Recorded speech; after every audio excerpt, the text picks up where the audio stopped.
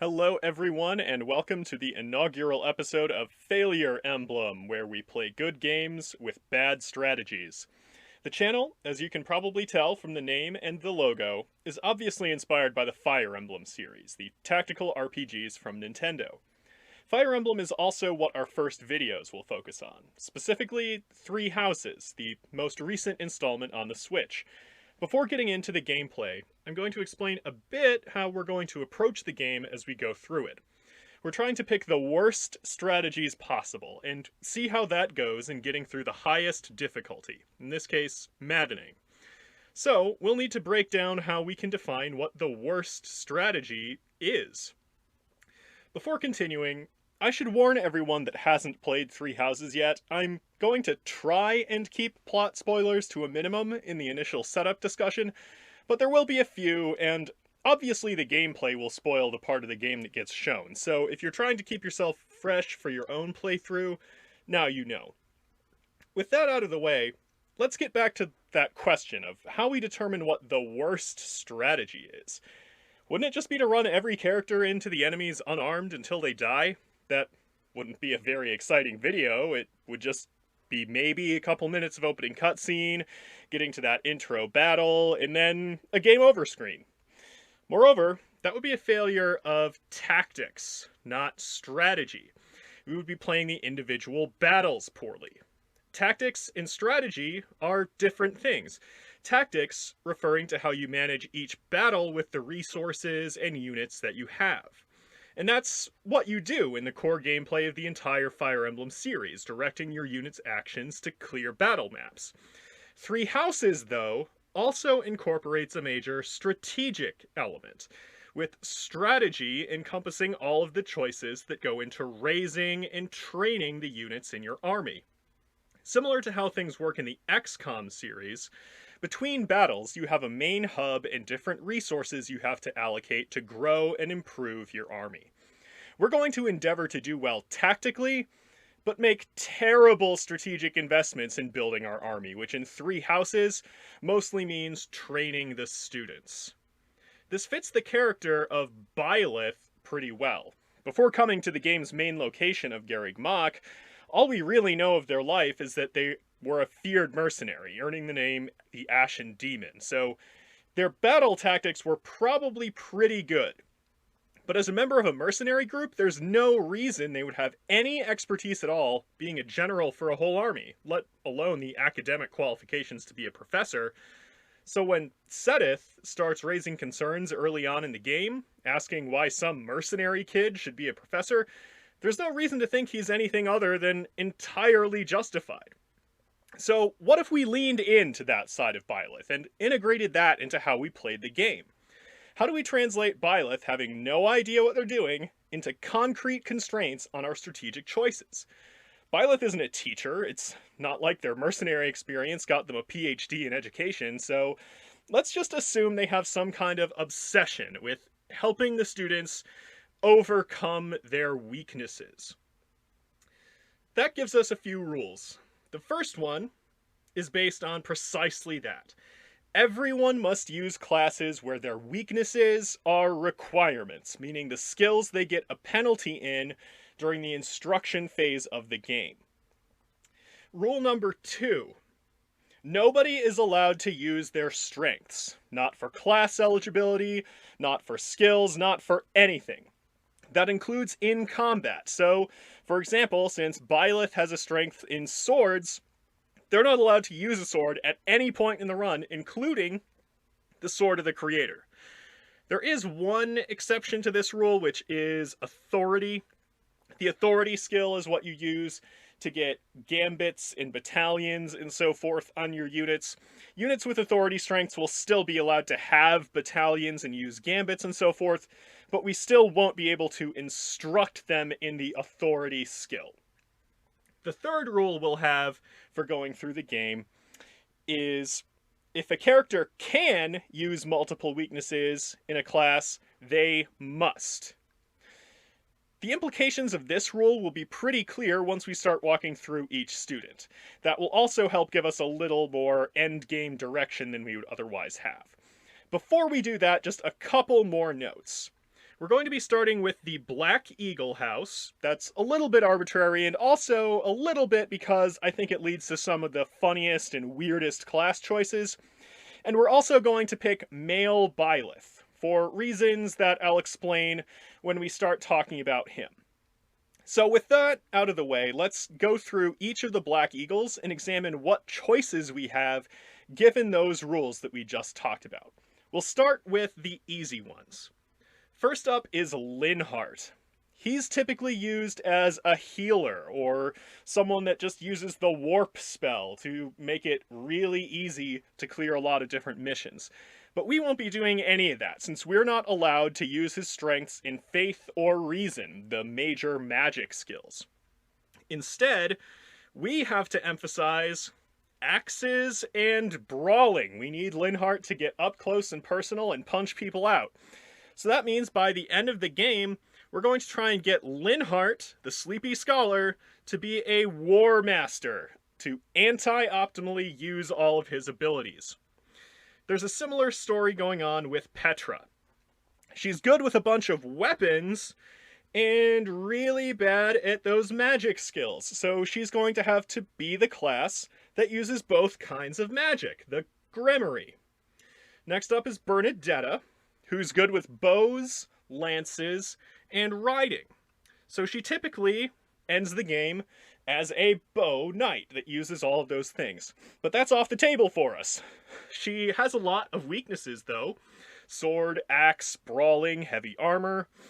The only overlap there that's available to her that doesn't use any of her strengths is the Fortress Knight. So we're going to be putting the Anxious Recluse right in the front lines to try and absorb damage. Last in the easy category, we have Hubert, the Black Eagle exclusive student. He's good with bows, reason, authority, and lances, and so he usually ends up playing the role of Black Mage for people going through the game normally. His weaknesses are in axes, flying, and faith. The only overlap there is in axe and flying for the Wyvern Rider, so that's what he has to do, because it's the only one where he can utilize multiple weaknesses. The next group of students we'll talk about isn't locked into any particular class by our rules, so we end up with several options for them. We'll start with the house leader, Edelgard. She has a long list of strengths and a hidden talent in reason, so there will be a lot of classes that are off the table for her. Her weaknesses are in bows and faith. There's no overlap there, so we still have a good set of options. We've got Bow Knight, Holy Knight, Sniper, Bishop, and War Cleric. Next up we have Kaspar. He usually ends up a War Master due to his strengths in axes and brawling, but what can we do with him given our rules? We have to use as many of bow, reason, and flying as we can. There's not actually any overlap in those skills for male characters, so we actually get some options for what role Kaspar is going to play. Sniper, Warlock, Bow Knight, and Dark Knight. Next, Dorothea. She's good with both kinds of magic and with swords, so those are out. Her weaknesses are in riding and flying, just movement types. The flying restriction is actually going to be really good for us in the early game if we can manage to get her into Pegasus Knight, which has a really good class mastery ability. But for the end game, we're probably going to have to use a cavalry class, since Falcon Knight, the advanced flying class, requires sword ranks, and she's not allowed to use those. So for the endgame classes, that leaves Paladin, Great Knight, and Bow Knight as the potential options that aren't ruled out. It also gives us access to Wyvern Rider, but not Wyvern Lord, since that's male exclusive. Now, the last two units we'll talk about for the video are the hardest cases. First is Ferdinand. He has strengths in every weapon except brawling and bows, and in riding and heavy armor. The quirk of Ferdinand is that he has no weaknesses, so our first rule doesn't push us in any particular direction. The number of strengths he has, though, only leaves us with a handful of options. Bishop, Warlock, Dark Bishop, Grappler, Sniper, and War Monk. Finally, we get to Byleth, the main protagonist character, who also has no weaknesses. The list of strengths is pretty short, but we can rule out everything that uses swords, brawling, and faith. It's important that we pick male Byleth, since that rules out getting Pegasus Knight as a mid-game mastery, which would just be a little too good for a channel called Failure Emblem.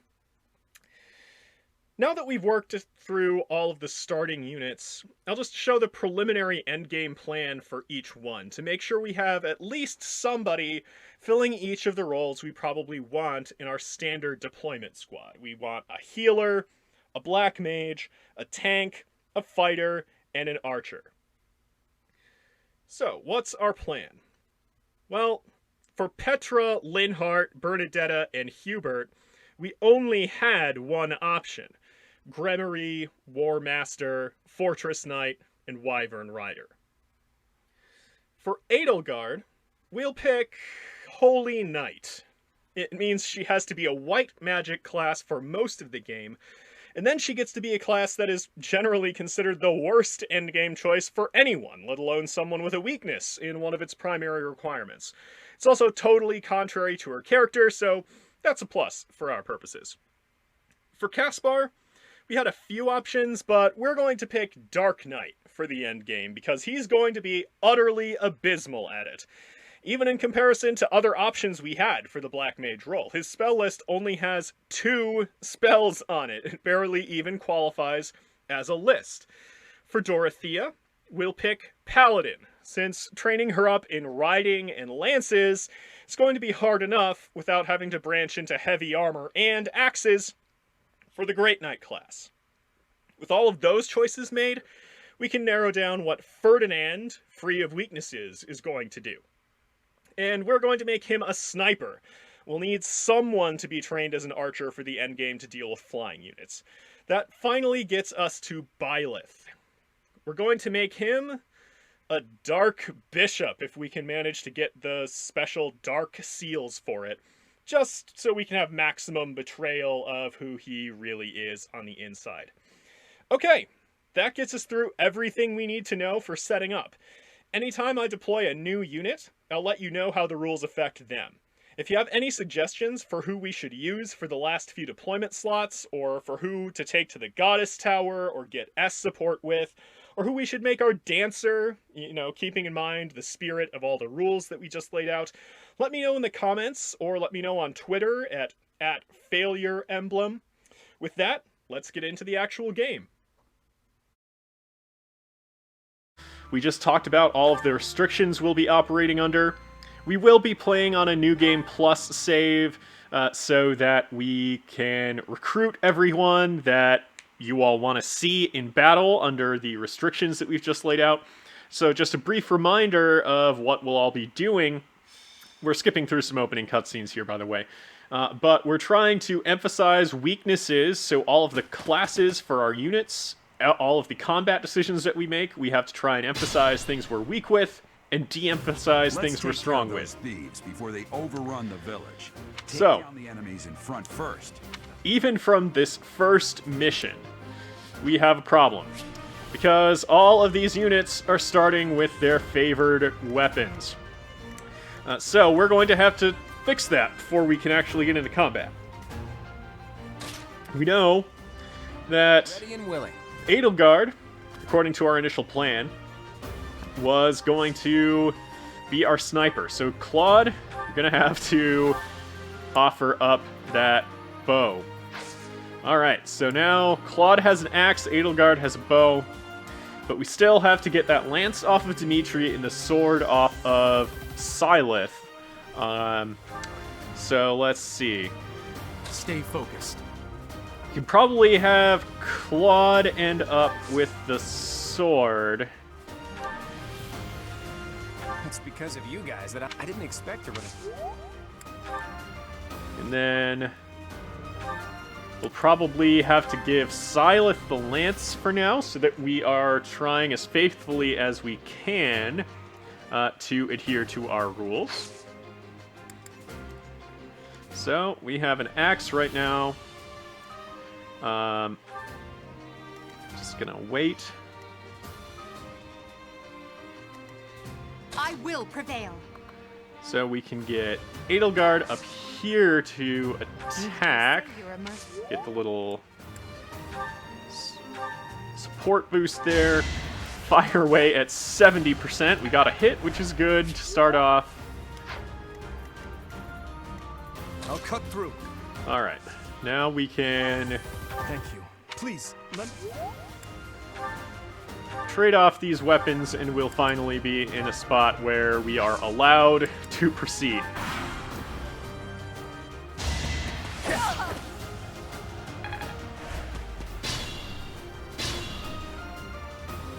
We'll advance while... Okay. Since we can't get anyone into the forest yet, we're going to just try and get this kill with Edelgard. See if it works out. It does. Now you Okay. know your limits. Good job, Edelgard. Now we just advance as much as we can. The person with the axe is going to seriously struggle here. Without even the basic proficiency, they're going to be really inaccurate, and it is the heaviest weapon we have, so they might even get doubled. So I think just because all of the lords start with sword proficiency, it's going to be our most accurate weapon, so we might just need frontline tank Claude to absorb a lot of the hits, because he'll actually be able to hit back.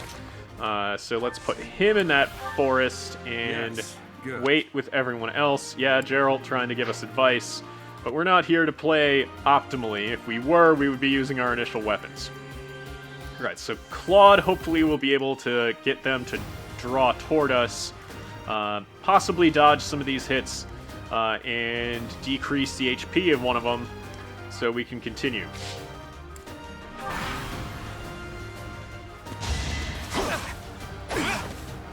Alright, he got that hit in. It's pretty good. And those two will go there. Alright. It's a fine opportunity. Use the combat arts I taught you. Don't I wish, Gerald? I don't think anyone has a combat art they can use. Nope. Alright. So, you know, Edelgard can do a pretty decent amount of damage, and we don't want them hitting back. So, okay. Now we can see if Dimitri can actually finish this guy off with that axe. Ugh. Alright, let's see. Okay, I must got stay lucky. focused. Okay. Now we do want experience on Byleth. 72, alright. Got him. Should I have held back? Come for us there. Can maybe start moving Claude over. No, we need him to protect Dimitri.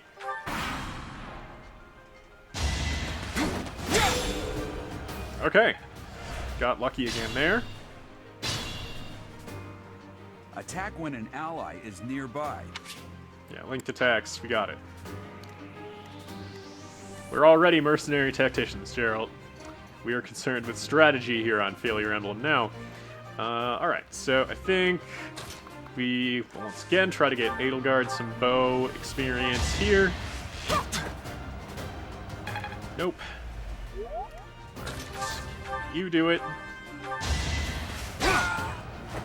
You fought well. Got some good linked attack value there. Now, who are we bringing in that space? Some axe users, an AS of 5 against an AS of 2, so they won't double Dimitri. And they are attacking at 16 against his 7, so he'll be okay if he gets hit by both. And we'll move up Claude a little bit. Okay.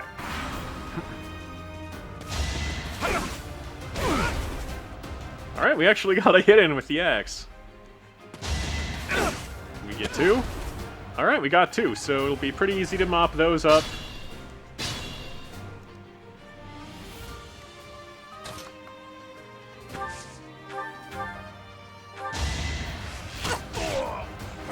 Well, how was that?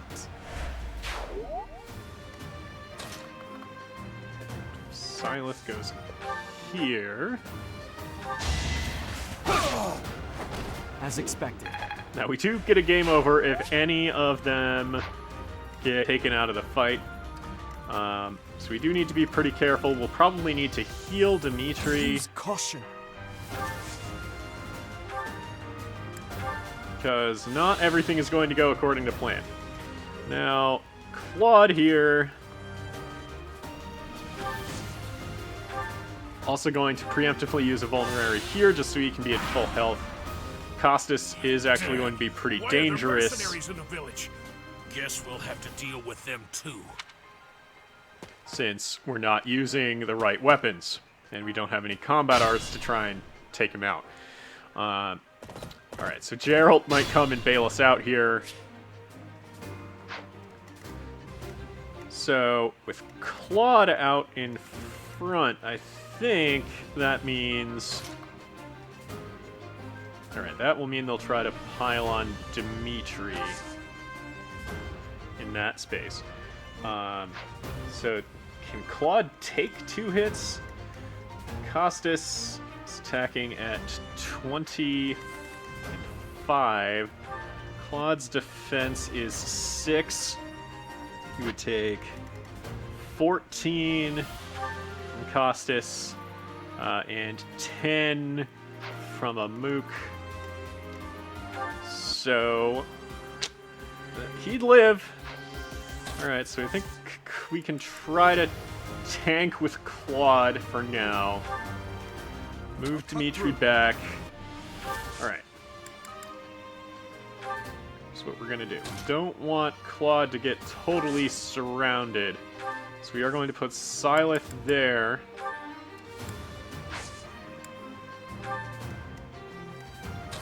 And then we can maybe get some linked attack help for Claude with Edelgard.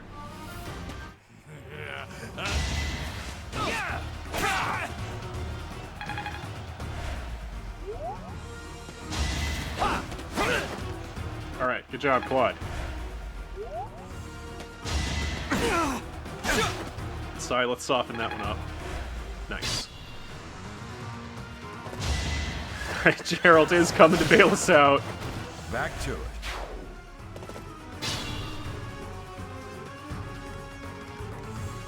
It's had enough of our BS. Okay, so taking out Costas, we'll probably need to try and get an arrow into him.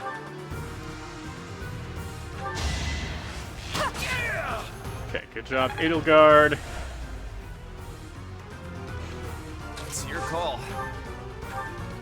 Now, Claude actually can't take another hit, and he won't finish him off. Okay, let's see if Dimitri can get this guy out of the way. Alright. We're all ready. Because I'm pretty sure Byleth can take a hit. Yeah, so let's see if we can get this going, and then Claude will be able to get the last hit in. Predictable. Okay, this is good. This is good. Got Byleth to level 2. Another step. Not a great level.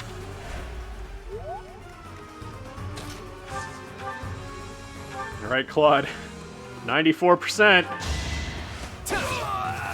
Alright. And great, we got a level on Claude. I'm not done yet. An actual pretty good level for Claude. Too bad we are not the Golden Deer. Ha! I imagine you were a bit surprised that I recommended you as a professor here. Yes, actually. I'm real busy, so could you please move along now? Thanks. Are you someone's guest? The dining hall's that way, if that's what you're looking for. Linhart, goodbye. Appointing a stranger, a child no less, as a professor at our esteemed academy is Completely reasonable. Alright, we have to figure out which units we're going to deploy. It's going to be pretty difficult to actually fight with some of the traditional magic users at the moment. So I think we're just going to use people that actually use weapons. So let's go Kaspar, Petra. Okay. So we've got Byleth, Edelgard, Ferdinand, Kaspar, and Petra. Alright. Cool. So now we'll need to set some adjutants, probably the magic users. Keep in mind we can't equip them with anything they're actually good at using. I suppose we'll put Hubert with Edelgard, Linhart with Kaspar, and yeah, let's put Dorothea with Ferdinand. Right, now we need to manage the inventory. Okay, so we do have that sword and lance for Byleth. She's got her bow. Okay, we have to get that axe off of Kaspar.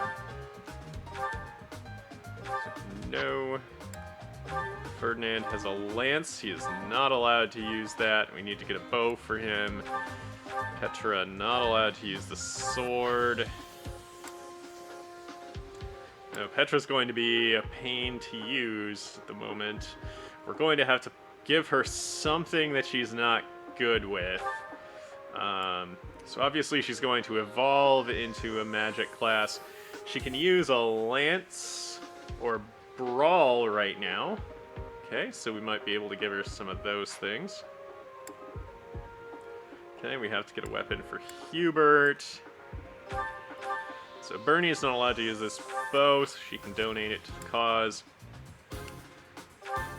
Dorothea has to equip this sword as an adjutant. Wait, is she good with swords? Yes, so she's not allowed to use that. Okay.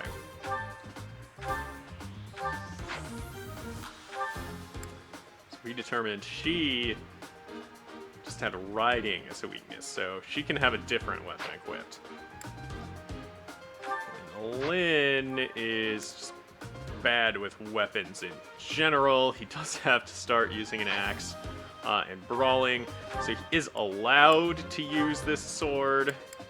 So if we can get him an axe or something, we can do that.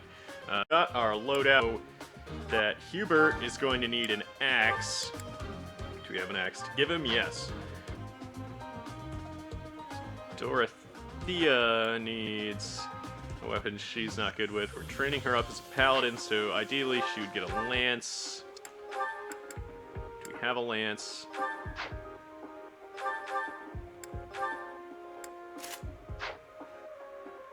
Okay, so our adjutants are set to not violate any rules by accidentally using magic.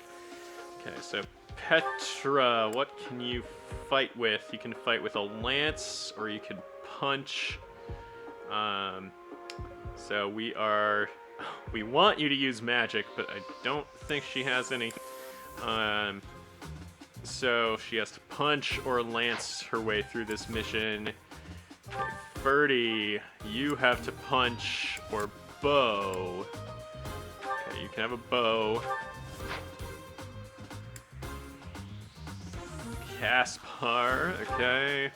What can Kaspar do? He's another magic user. I don't think he's good with swords. Just making sure. Yeah, so you can have a sword or a lance or a bow.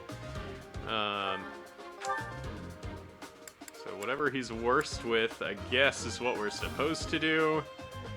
Our bows are kind of getting taken up right now. So we can give him a sword. Alright, let's get into the fight. The mock battle is finally here. Will you lead us to victory? We'll see. I'm sure you already understand, but the house that defeats the other two is declared the winner. Incidentally, I'll be overseeing this mock battle, so listen well if you want to win. That could be pretty relevant. Especially since we don't have any magic that we can use to break through Dedu and Dimitri over here. We also don't have combat arts. This may end up just being the end of it. So let's find out. I am Ferdinand von Eyre.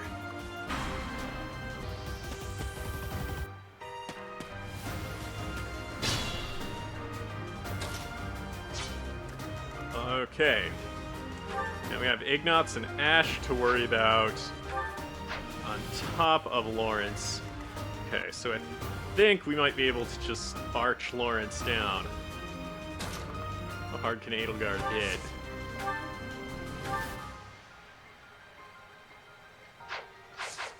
Since we have so many copies of Gerald's Mercenaries, we can also just cheat with some gambits. It's probably going to be the key to breaking through Dedu and Dimitri. Okay.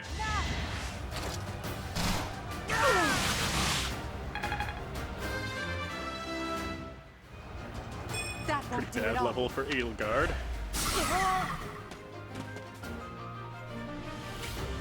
So the Gambit will take the archers out for a turn. So we can move up and try to deal with Lawrence a little bit. Yeah! Got hit with Ferdinand's bow. Kaspar. Probably just wait, and Petra move up and wait as well.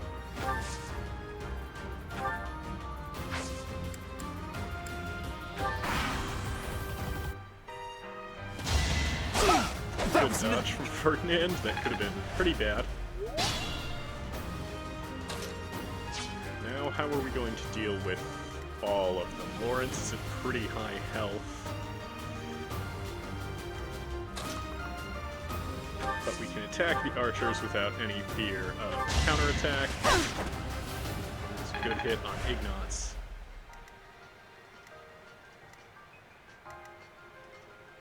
What to do next? Ferdinand will take another shot at Lawrence.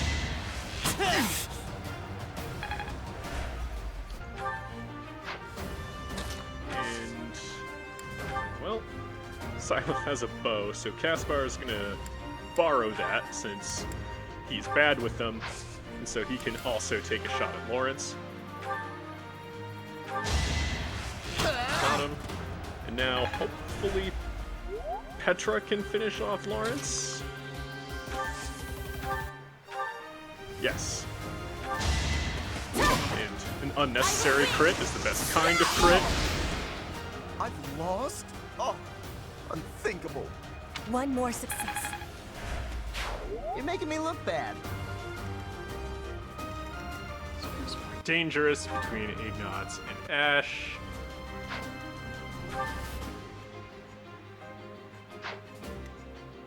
It's Ash. So who are each of them attacking? Ignatz just isn't gonna attack.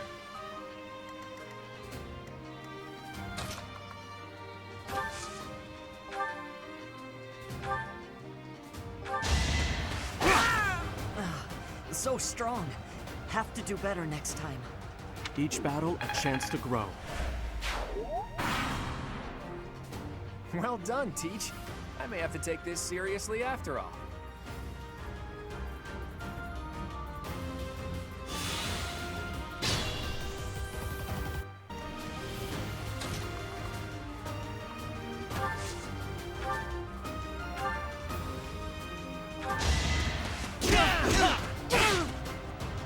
I've lost.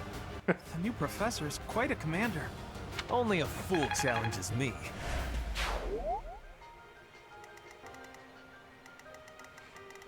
Okay.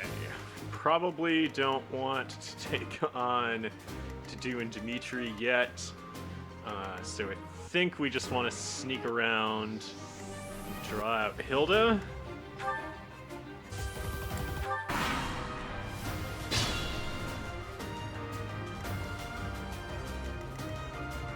Okay, so to make sure that only Hilda can attack us and only from range so that we can respond with bow. How far can we get? So we can go here.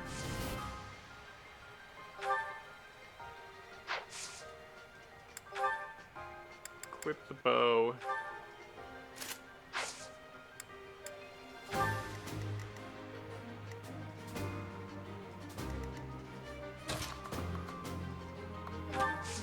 Byleth next to her.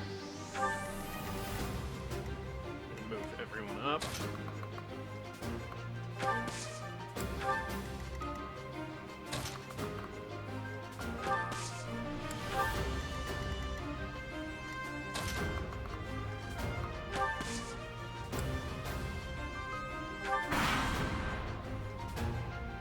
Well, we're surrounded. All we can do is fight back with all our might.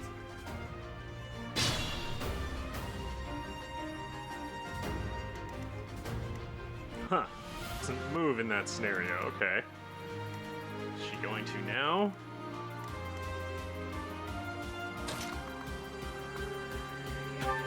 Go over here. There we go.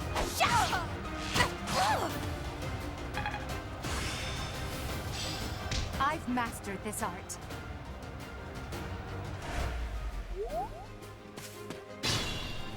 Now Claude is out of hiding as well. So unfortunately with the hand axe, she can retaliate from any distance. Byleth's attacks are strong enough we might be able to just take her out. Not quite. She doesn't hit that hard. Watch and learn.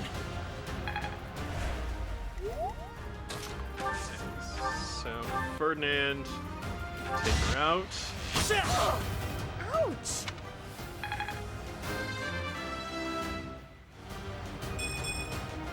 This can't be right. Well, with the training regimen you've been getting, it can. Okay. So we can unfortunately only get one melee hit in on Claude. Make it count, Kaspar. Ooh, that's no good. Can we gambit him? 25. Edelgard, we probably want to save your other gambit to deal with the blue lions. Ooh. Yeah. Okay. Petra.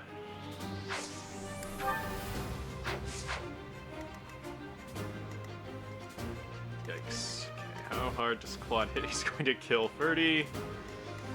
Maybe we just have to accept that.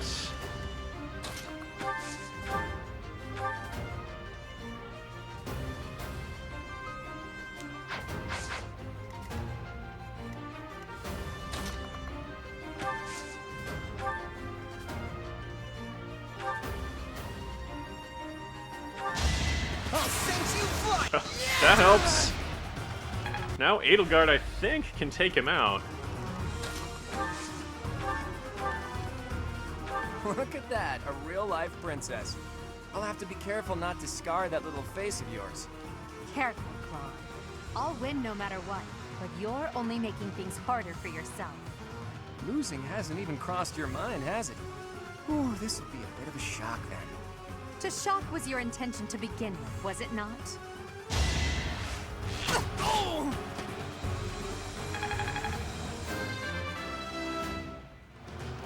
I must get stronger. Ugh, I hate losing. I guess I'll just have to settle for cheering the others on. Okay, so now Manuela's gonna come out. She'll attack with Nosferatu. So we have to look at who has any res. I don't think anyone will. Oh, Byleth does. So he'll have to tank those hits.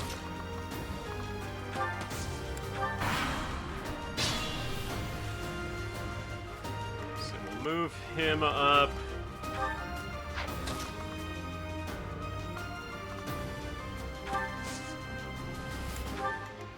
And everyone else will have a turn to use vulneraries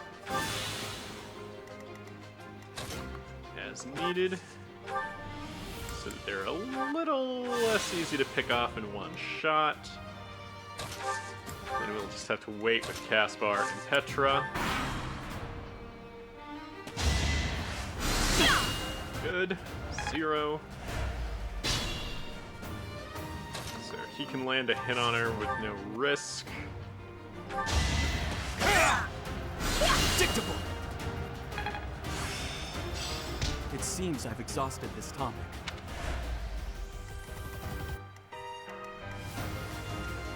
Alright. Petra needs some experience. She'll take 10 damage, though, from a Nosferatu. Everyone's magic defense is going to be really low. Maybe Edelgard?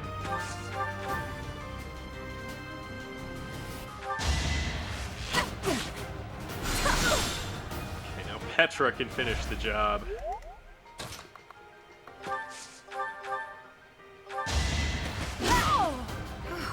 Well done. Witness frigid pride. So, you've made it past Manuela, eh? I see now I must focus, and then make my move. Okay, the blue lions are all that is left. Move on up, everyone. Think they'll start charging at us next turn. Let's find out. Beautiful work, Professor. But the true challenge starts now.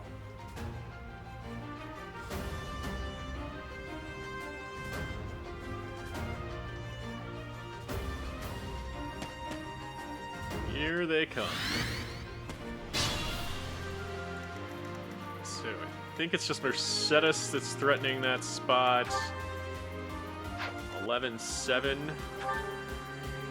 And our highest protection is, I think, 9 on Edelgard. Can't get to that spot, so I think what we just want is Byleth up there. Actually, Ferdinand at full health has really hard to avoid, so we're going to put him up there with his bow.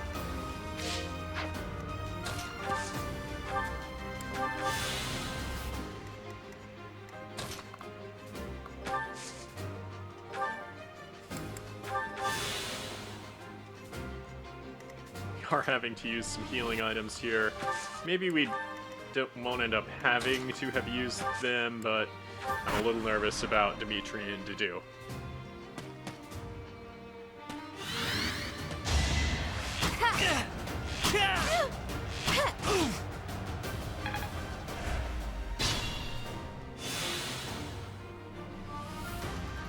That's good. Defense is 7 to do.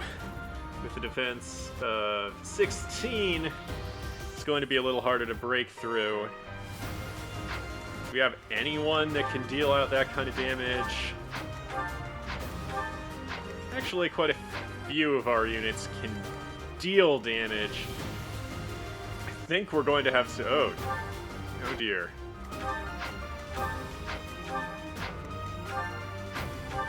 So to do is actually going to double a fair number of us. Okay. Think then... Let's make sure we don't get hit by Dimitri. We may just have to off Mercedes. Can we that way? Nope. Since if we can deal some damage to Dudu,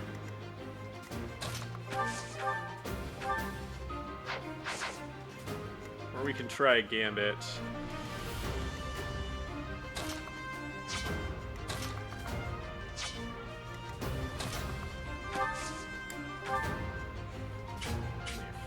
"45% chance."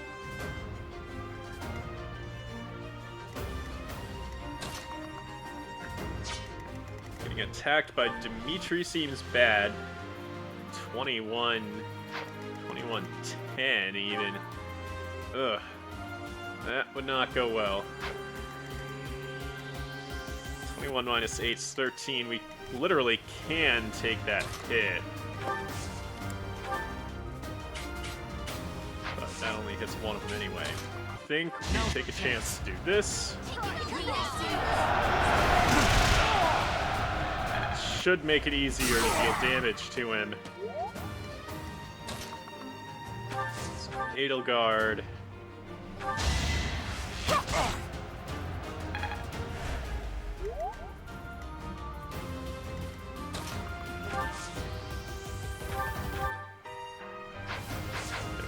That's no good.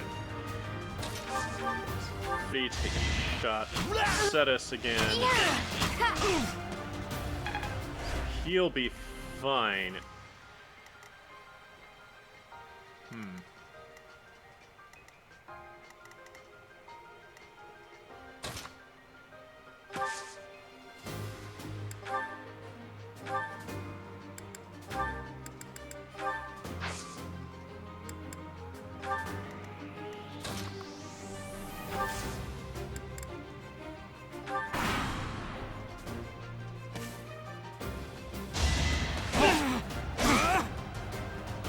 Okay, so now they're all bunched up. The dude won't have his defense buff. I think we can just get a big gambit in with Edelgard.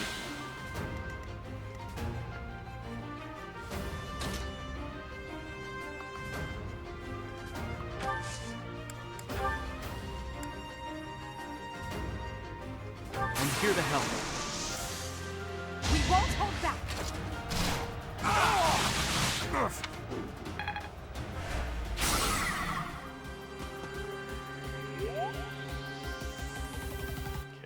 Kaspar and Petra can actually get some experience this way.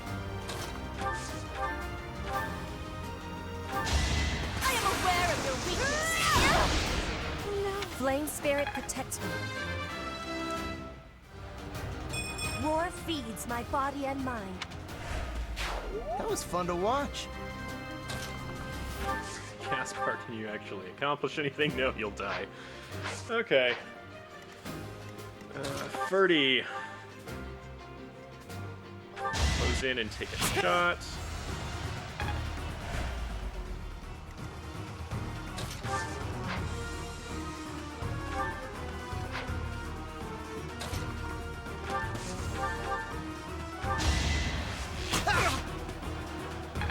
Okay, then Byleth can just finish the job. You're a tough opponent, but I refuse to yield. Do not fool yourself into believing I will hold back.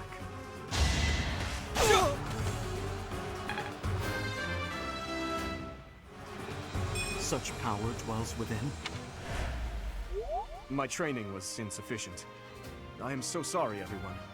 The rest is up to you.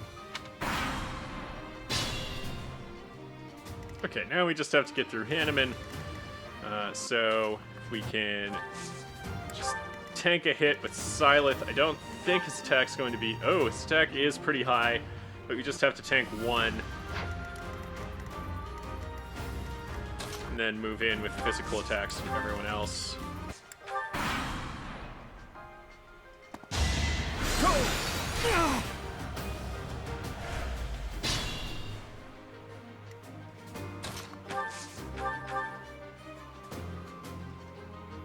The problem is he can counter really effectively. Petra take a hit? Yes. Okay,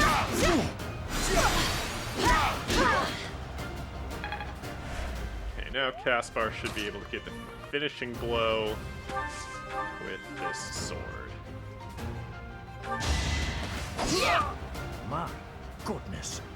The leadership of someone with actual battle experience is, well, I was as good as useless. Yeah, it worked.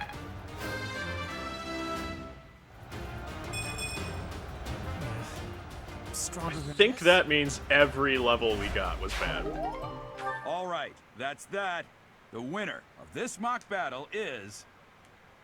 the Black Eagle House. Even though it was just a mock battle, we defeated both houses masterfully. Take pride in this victory, everyone.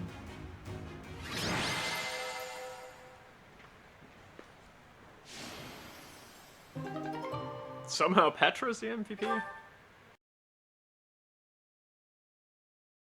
You look as if you have no idea what's going on here. Alright, excellent. Now everyone is studying the worst things possible. So let's get into instruction. You will be slapped down!